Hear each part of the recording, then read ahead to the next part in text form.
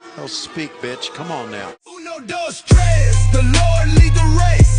Blessings overflowing. See it on my face. Uno, dos, tres. The devil get erased. Hands to the sky, giving God all the praise. Chains get snapped. Prison doors collapse. Kingdom in my heart. Got the spirit on the map. Hello, Sheriff. Um, so this all originated, of course, through the after party hangover. It then evolved into the tripod sessions with Bretsky and Caesar. The views were decent, uh, in the beginning, you know. Perhaps I posted at the correct time, perhaps I put the correct hashtags to get eyes, who knows. But over the years, the show, the views have dwindled dramatically, not only in the tripod, but After Party Hangover, APPW, like all of my views have been reduced. I have 104 subscribers. I'm gonna attribute maybe 10 are real people. Like, who are these subscribers? Why would you subscribe to a channel and then not watch the channel? I don't even know why I'm asking that because I'm guilty of the same thing. I'm subscribed to a good number of channels, but I don't live and die on every post they make. So I guess I'm a bit of a hypocrite that way. But who isn't a hypocrite? But anyway, I am now going to record the tripod like it's for an audience of one.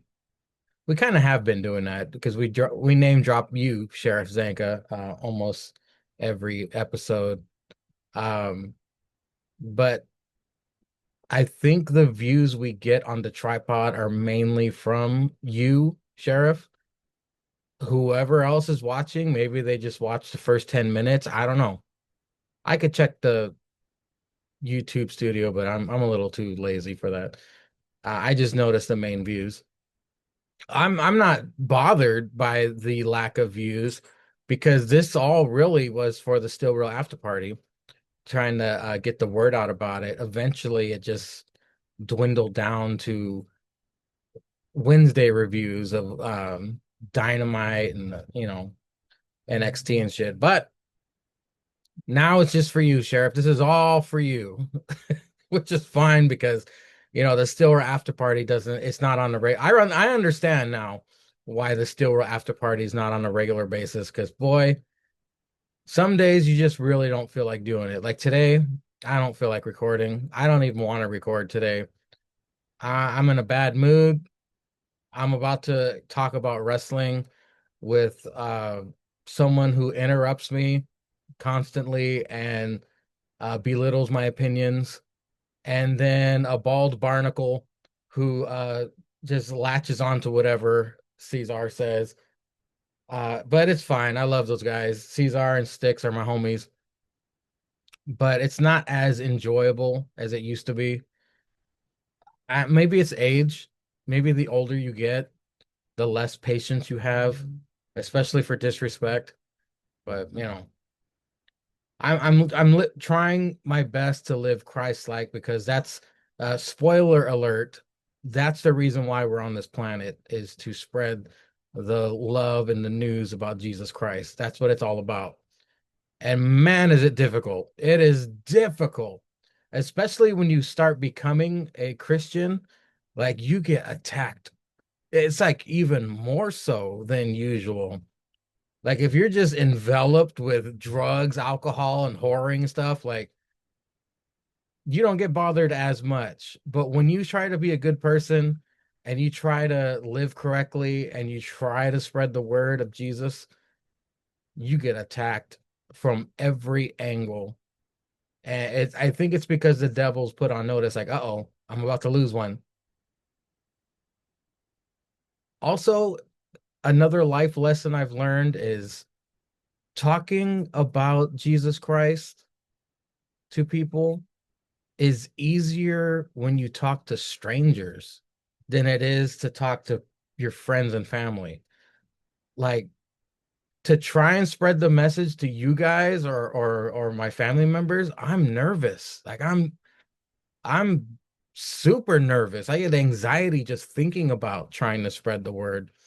But I mean, I wouldn't be sitting here talking to you on this uh YouTube channel if it wasn't for God. He got me out of that jail. He woke me up.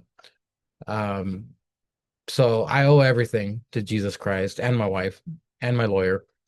It was a a combined effort. But you know what, Sheriff? I'm going to try to get through this episode of the tripod. It's not going to be as frequent as it used to be, especially since I have these cats behind me making noises. But you know what? Here we go. This ought to be funny. Let's kick off the tripod. We got Caesar in the waiting room. As far as movies and TV, I think Peacemaker is the only thing I've watched since the last we recorded. Peacemaker, it's hilarious. It's hilarious. Very funny show. John Cena is becoming a better and better actor with every episode. With every project he does, I notice that he is just knocking it out of the park. And you see videos and interviews of James Gunn on TikTok or any social medias, and James Gunn is just praising John Cena any chance he gets. His fellow actors, including Robert Patrick, who plays his father on Peacemakers, praising him. So Cena is coming a long way, and he is fully prepared to leave wrestling to go do the Hollywood thing full time, which I support because I mean he's come a long way from the Marine, the first Marine movie. Remember how terrible that was? Up to now, the Peacemaker leaps and bounds better than what he was. And everyone sees it, including Robert Patrick, who played his father in the Marine. No, he played as the villain in the Marine, now playing the father in the Peacemaker. But yeah, it's a joy to watch John Cena evolve through Hollywood and TV shows. Uh he's doing great, and I can't wait to see what he does next. Hey Cesar, how's it going? What up, motherfucker? You've been keeping up on Peacemaker or no? Not watched one episode of it is something I should be watching. I've been binging some anime. Oh, nice. Since our last talk. I've been binging a lot of anime Mhm. since our last talk. Manga and fucking Crunchyroll. So that's what my binge shit has been on. I've just been watching anime, not anything else. I have not started watching Peacemaker. I heard it's good. Like my friends are telling me it's good. Um, there's a couple Apple TV shows my friends are telling me that are really, really good. Mhm. I don't know if you guys got Apple TV. I mean, I got Apple TV. I don't care. I'll share that shit. Um, but there's a couple Apple TV shows I heard are pretty good. I have not watched those, but yeah, lately I've just been binging animes. And yes, Sangria, the streets have been talking. Apparently, I should watch K-pop Demon Hunters. Oh shit, you still haven't Uh, watched that? yeah, I ain't watched that shit yet, but the streets have been talking. Streets been talking. They said it's good as fuck. All right, all right. That I'll, music, the I'll- soundtrack is just playing nonstop over here on all the radio stations at the that's what I heard. That's what I heard. I heard. Not only is the anime good, but yeah, the stick's got that rascal shirt on. You know it. I heard it's banging. Heard I gotta watch it. So I will put the effort in to bang them shits out. Because I'm on a little anime kick right now. So but yeah, I've not watched any really movies or TVs besides Monday Night Football. Because them Dolphins is on. So I was over at my boy's house watching. That's why I'm a little slurred right now. I was at my boy's house watching them Dolphins. We drinking. They beating them Jets. 4 right now. And that's where I'm at. Ladies and gentlemen, Mhm. NXT had a PLE, No Yep. Mercy. Let's get into it. First match was Javon Evans, the young OG, versus the person no one cares about, Briggs. Right off the bat, Javon looks like he injured his right leg trying to get out of the ring. Of course, coming off of facing Sami Zayn the night before. Vic points out that this is Timu Baron Corbin's first singles PLE match ever. Crowd all over Briggs. I noticed that Briggs hit the Z360 on the young OG, but got a 2 count. Javon backflips out of a top rope chokeslam attempt. Very impressive, but ultimately ate a monster of a chokeslam by Briggs afterwards. Banger of a kickoff match ends with a massive springboard cutter by Javon for the win. I give that shit 6 pretzel sticks. What did you think of the banger start to No Mercy?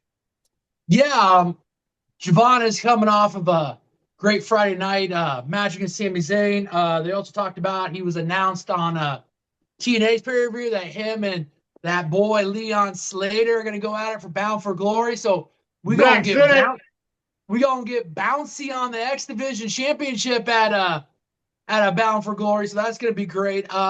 This was a hell of an opening match. Like you said, it looked like his leg and his thigh got caught between the ropes when he got taken out. So that was kind of a scary thing. But he was able to recover. This might be Timu Baron Corbin's best match he'll have in his WWE career. Like he came out and it looked just great. The counters, Javon came out looking like he had something to prove. Um, the cutter fest, the reversals. I thought this was a hell of an opener. I gave it 7 in the salt. I thought NXT was starting off just straight cooking fire, and like the opening promo got you a little bit hyped for it, and then they came from that to this match. Man, I tell you what, Chef Michaels was definitely in the kitchen, starting off those appetizers to get you ready for the main course. Yeah, aside from that triple threat at Stand and Deliver with Dijak, Oba, and Briggs, this might be his best performance, especially on a PLE Yeah. season. What did you think of the kickoff to No Mercy? No, this is great, man. It was a super good match. That boy Bouncy, I don't think he's had a bad match in NXT. You're gonna have to remind me, and I'm gonna have to go back and watch it to think about that boy Bouncy having a bad match in NXT. But yeah, Josh Briggs 1-on-1. Yeah, no, this is a 1-on-1 because he's been in like so many multi-man matches, triple threat matches.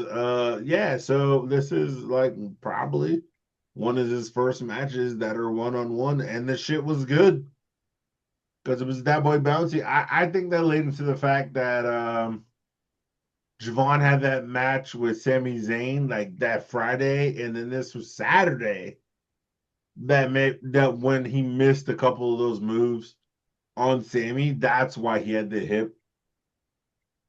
The hip that he was selling it.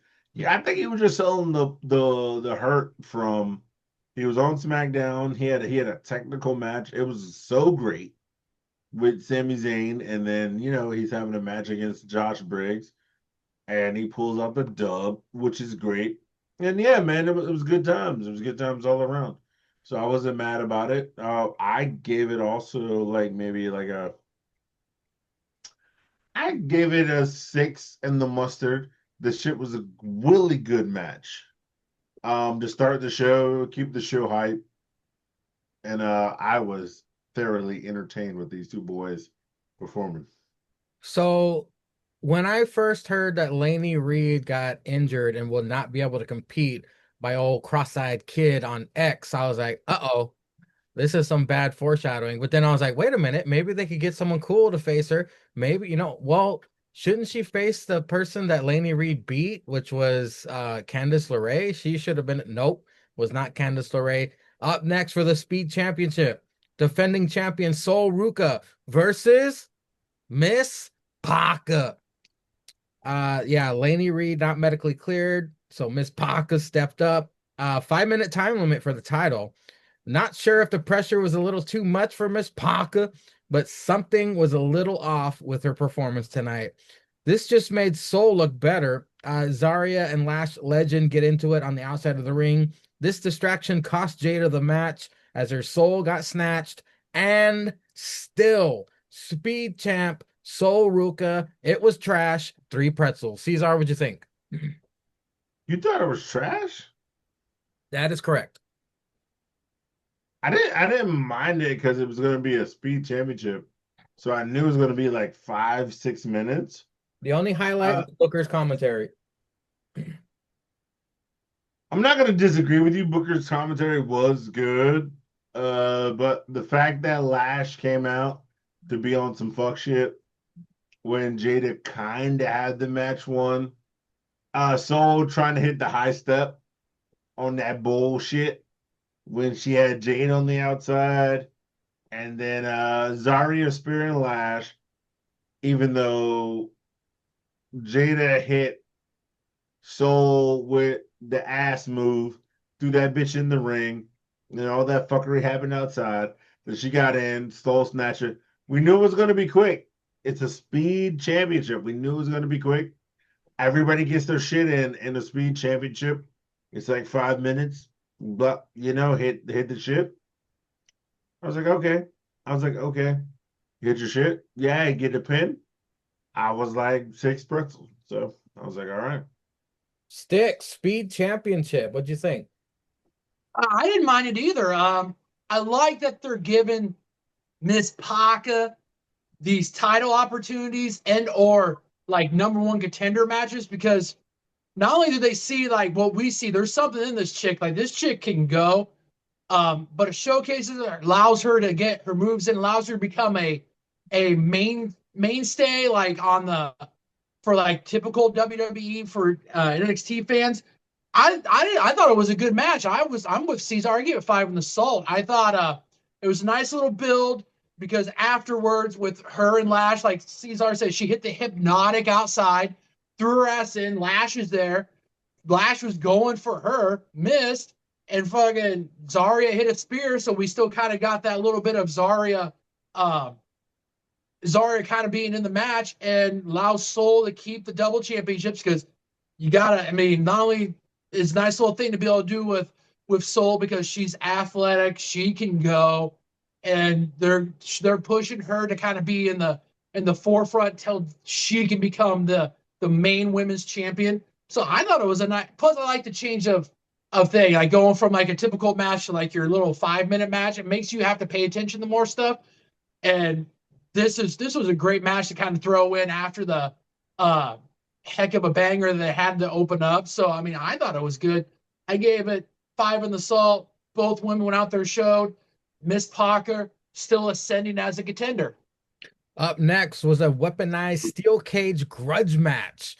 Of course, we had the muscle muffin herself, Jordan Grace, with the worst theme music in all of professional wrestling, versus Balake Blake Monroe. Love the story. These women have chemistry, and strap in, gentlemen, because we got a hell of a match here. Jordan in all white, Balake rocking the camo. Jordan with a hand injury from Tuesday from the cluster fuckimon. Pink chairs, kendo sticks, trash can lids, Slim Jim table. Blake hits a kendo stick, a kendo stick assisted BBC. Blake ties Jordan to the ropes with hair dryer. Never seen that before. Nope. Blake cuts Jordan's hair as the ultimate disrespect between women. Even my wife was like, the nerve. Yeah. Balake pours out diamonds on the mat. After with Rolexes. After Blake double stomps Jordan in a trash can, Jordan might have had a nip slip with her weird looking tiny titties. Blake tosses some of Tony Skeet's cocaine in Jordan's eyes on top of the cage, but Jordan hits the air raid siren off the top rope through the Slim Jim table for the win. There were things in this match I have never seen before, which I love. It's my favorite. It was a gimmick match. However, I gave this 7 pretzels and the beer cheese.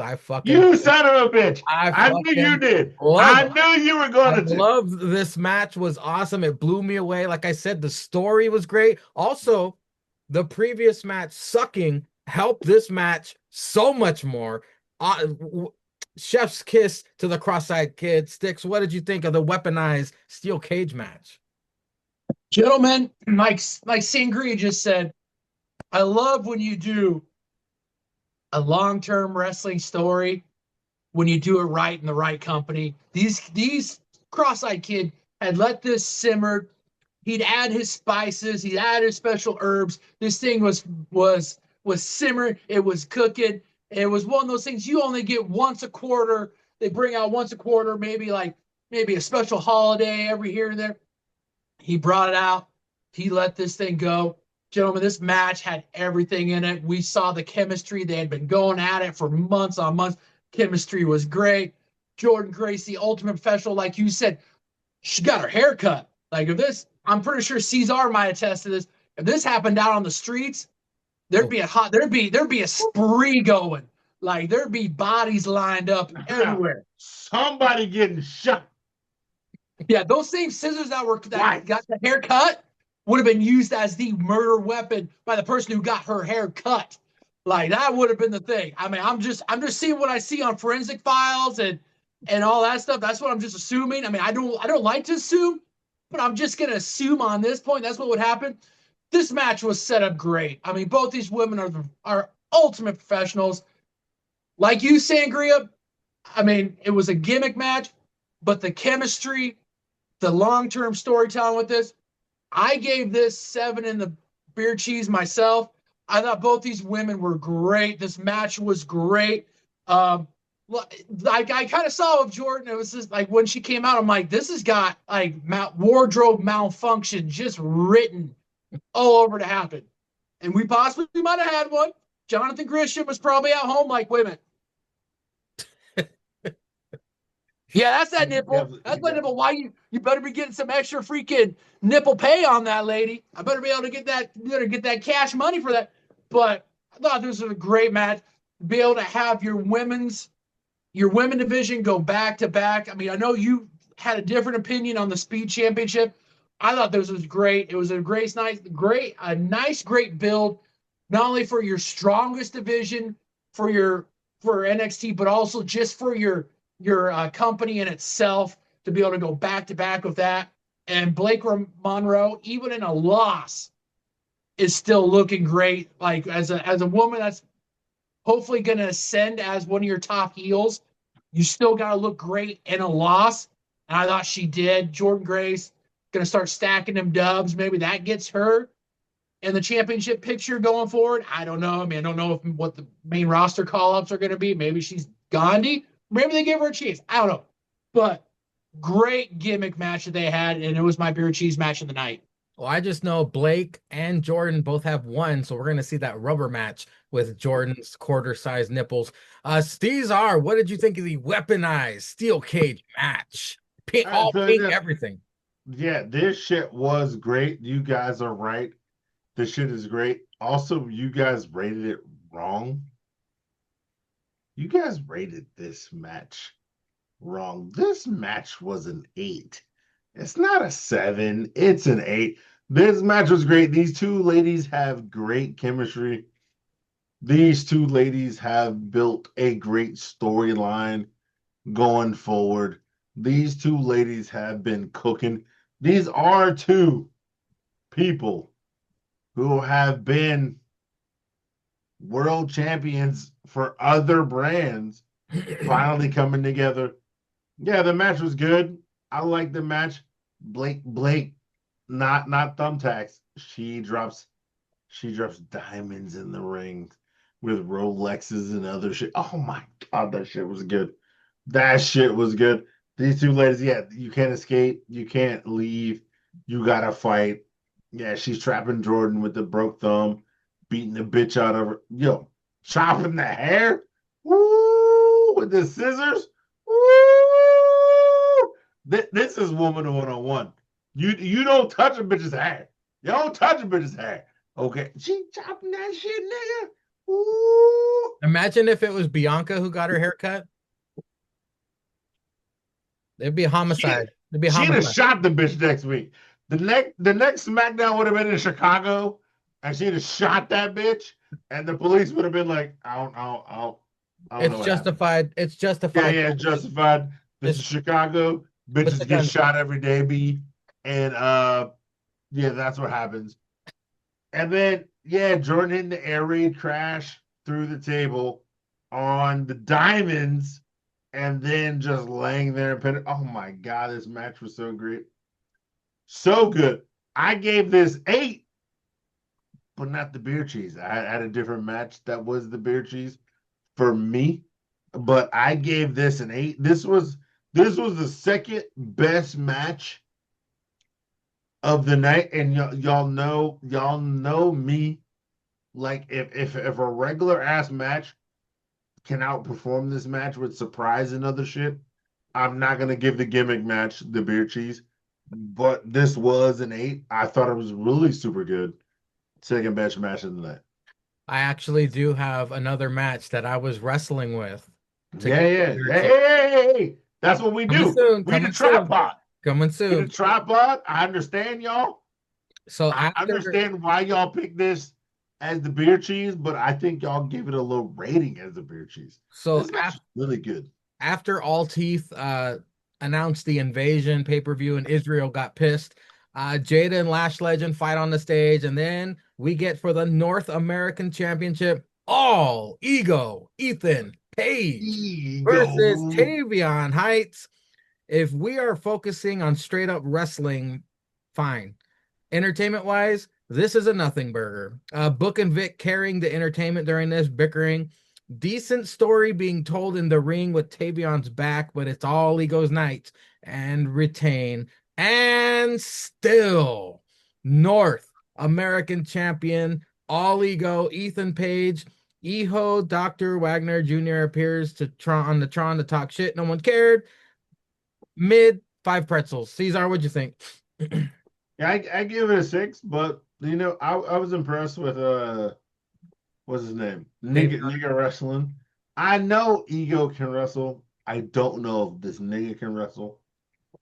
And from what I saw, he can have a good match. He can have a good match. Yes, all the entertainment shit came from Book and Vince, which the announcers should be over on the entertainment versus like two motherfuckers who can wrestle. And they had a good match. So yeah, I gave it a 6. I don't care about other nigga.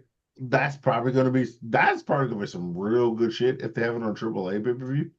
But as far as right now, yeah, man, I was like, yeah, this is good. Ego gonna fight that nigga. I know Ego's gonna win. And but Drevia, yeah, hey, you did wrestle, sir. And I respect it. So I gave it a 6. So Sticks, as the dedicated all Ego Ethan Page fan of the tripod, what is your take on this North American Championship match? I don't mind it. I thought it was. I'm in unison of Caesar. I thought it was a 6.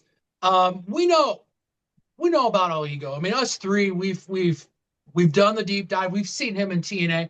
We've even seen some of his indie work. The WWE universe, NXT universe, they're still trying to figure him out. They're still trying to watch him. I thought this was a great match because all Ego, he can wrestle in the ring, but it was more of a match to show if Tavion could step up with not only just in a mid-card championship match, but going forward, if you were to put him in any kind of championship match and or a match of any significance, if he could hold his own. I thought he held his own. I don't mind if you have a match between two guys that wrestle great. If there's no like entertainment or anything, I'm glad the announcers can bring that to be able to allow you to focus on the action in the ring. And you have an ultimate professional in all Ego. We saw that with his NXT championship reign. I love what he's doing with keeping the North American championship relevant. I love the title, the changing of the appearance of the title. I think this guy's doing great. Like I said, I've always been afraid that if he gets called up, he's going to get lost in the shuffle. He's staying relevant in NXT with the run that as North American champion as he's doing, while also helping elevate a lot of this talent that we're still trying to figure out if they be good or not. So then the whole thing of the AAA with the guy up there, hey, let's mix the spice in, bring some of those guys there. I mean, WWE owns it, bring some eyes to them, bring the wrestlers that they think that are up and coming, have them go against NXT people, allow them to become mainstream and all that stuff. I have no problem with it. It's just like what AEW does with Ring of Honor. But I mean, this is what we're doing. But I mean, at least they give their stuff out for free for AAA instead of having to pay $40 and a Ring of Honor and an Honor Club freaking subscription. So I mean, the Fed knows what they're doing. I mean, even though you got to have 20 apps to be able to watch their stuff, they do throw you a bone every once in a while. And it's, with AAA, they're going to do that. But I digress. I'm in unison with Cesar. I thought this was a great match, a good match, and all ego still stacking him dubs as North American champion. Up next is the match I was struggling with for the NXT Women's Championship, the Rock Star. JC Jane defending against Lola Vice, of course. We've seen her in multiple championship matches, and here's another one. Lola's family's in attendance. All the writing was on the wall. The story there as well. Of course, the passion you see in Lola Vice. Fallon out of the ring being disrespectful. Book jizzing over his rock star. Lola jiggly with it. Loving JC Jane's in-ring work, improving by leaps and bounds since becoming champion. Holding the mantle of champion has clearly boosted her confidence tenfold. The sound effects Book makes when Lola hits the hip attack in the corner, fucking hilarious. He's like, hey. It's just hey. Fallon gets herself ejected. After every pin attempt by JC, the discoloration nation is on notice, baby. Lola's gear riding up her chalupa. A masked person hits Lola with a running knee on the outside of the ring. JC hits the elbow for the win and retain. Her titty falls out. Yeah, like I said, this was the other match that I kept thinking, like, man, this was a fucking good match. This might be JC's best match I've ever seen her do, because it's definitely JC's every time you thought she was gonna lose, she kicked out. She survived. She has shattered that stigma of the most beatable champion of all time for the NXT Women's Championship. It was a great story. They had the surprise attack at the end. There's online speculation, got people talking. I loved this match because it was so, like, if we did predictions, I would have said Lola's got it. And then when I saw her family in attendance, Lola's got it. She's got it. Yeah. But the fact that she didn't win was my favorite part. They just, when you thought you knew all the answers, they changed the fucking questions. Still NXT Women's Champion, of course, JC Jane, the rock star. We could see another Fatal Influence member debuting on NXT. Fantastic, ladies. Cesar, what'd you think? No, this shit was good, bro. This shit was really good. The whole match was good. I kind of think this is that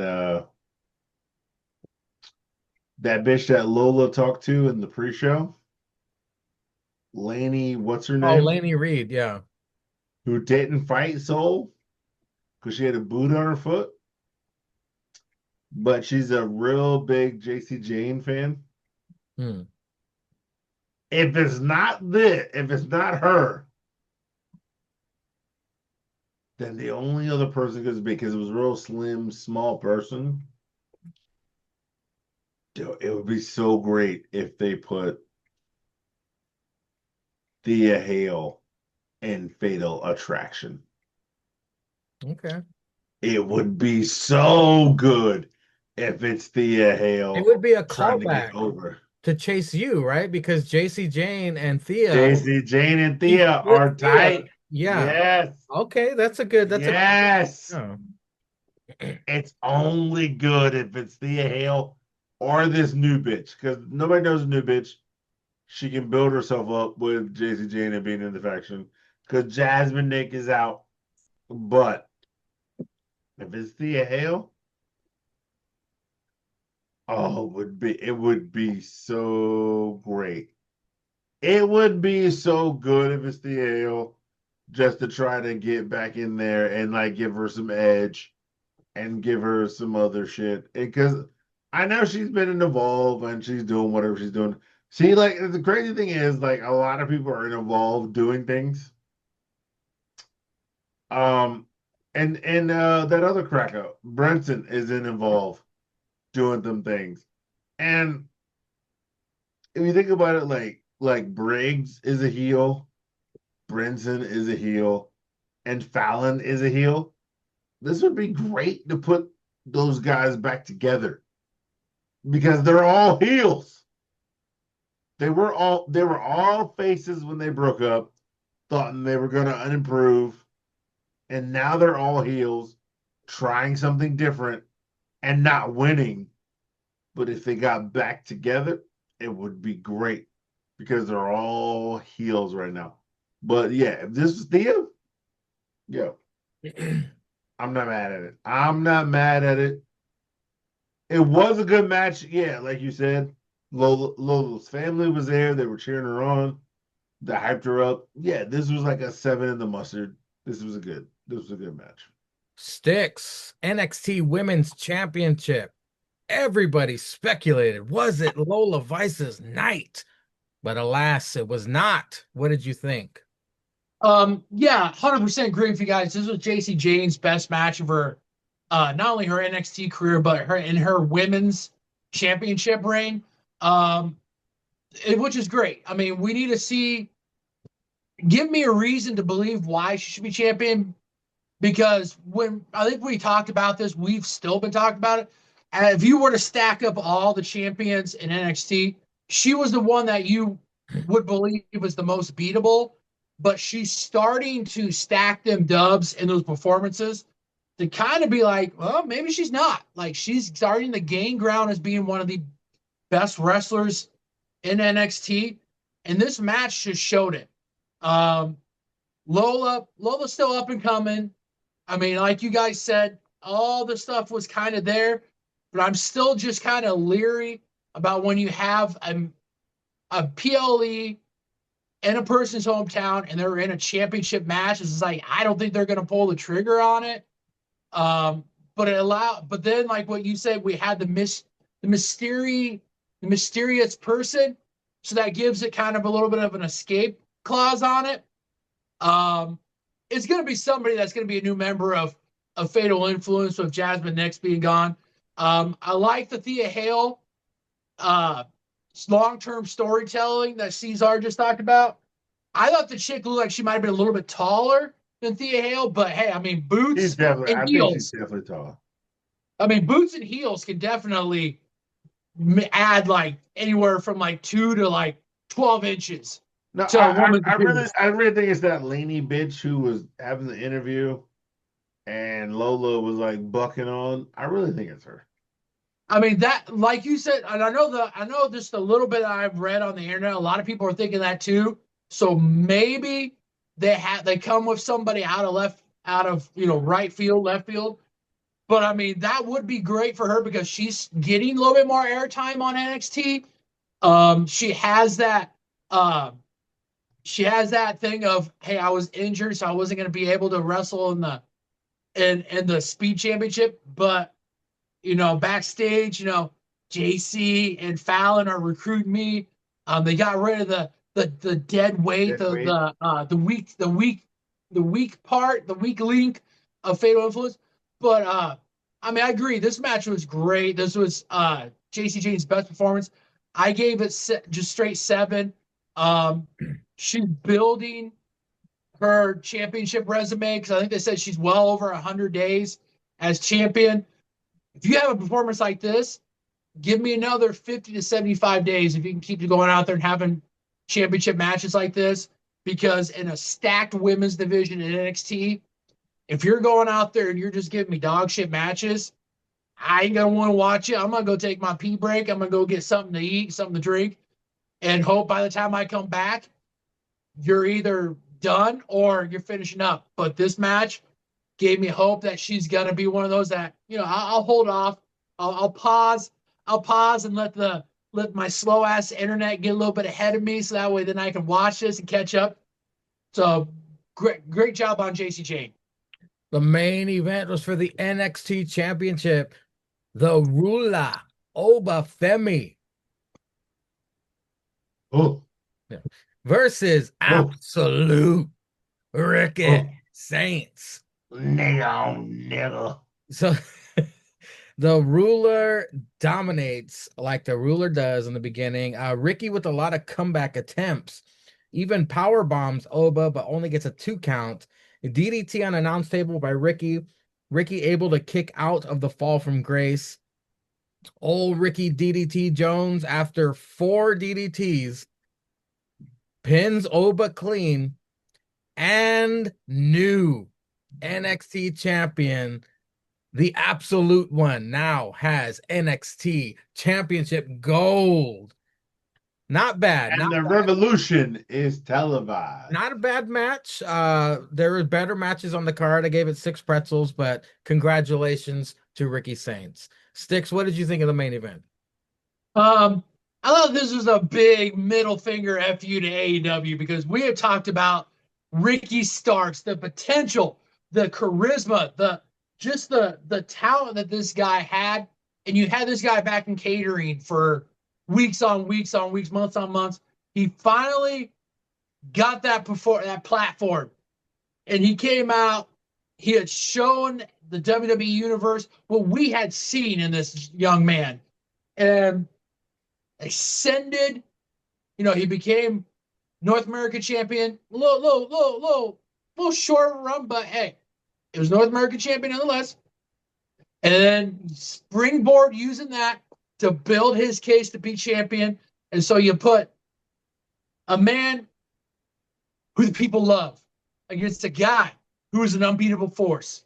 A man that we could see that a lot of people thought was going to keep going as champion for months on end. We were trying to figure out who's going to beat him. We love a good David versus Goliath story. And we had that with this. And the revolution is now going to be televised, folks. We didn't have a super kick party. We had a DDT Jones party. And guess what? Hey, if it works, keep going to the well. Keep doing it. Keep doing it. I mean, you scramble the ruler's brains long enough, the body ain't gonna be able to kick out. It ain't gonna be able to function. CTE is gonna kick in, and you ain't gonna be able to kick out. So, I mean, I gave this 6 in the salt. I thought Ricky did a great job. I loved how it was basically this guy is unbeatable, but Ricky Saints is a man of the people, and the people rised up and beat the ruler. So let's see where we're going with this. I mean, Ricky can cut a promo on the mic. His in-ring work is good. We see it as the flag bearer, as the face of NXT. See you improve your in-ring work, man. I mean, it's already good now. Let's tighten some things up and become great, man. Let's do it. So that way, when I see you on Raw, you're not going to get completely buried. Or if I see you on SmackDown, you're not going to get completely buried. Give me a reason to want to be able to say, hey, AEW. I mean, I already know AEW fucked up by not using you. But let's put that exclamation point on showing you, hey, I got the Fed behind me now. You fucked up big time. And now I'm revolutionary.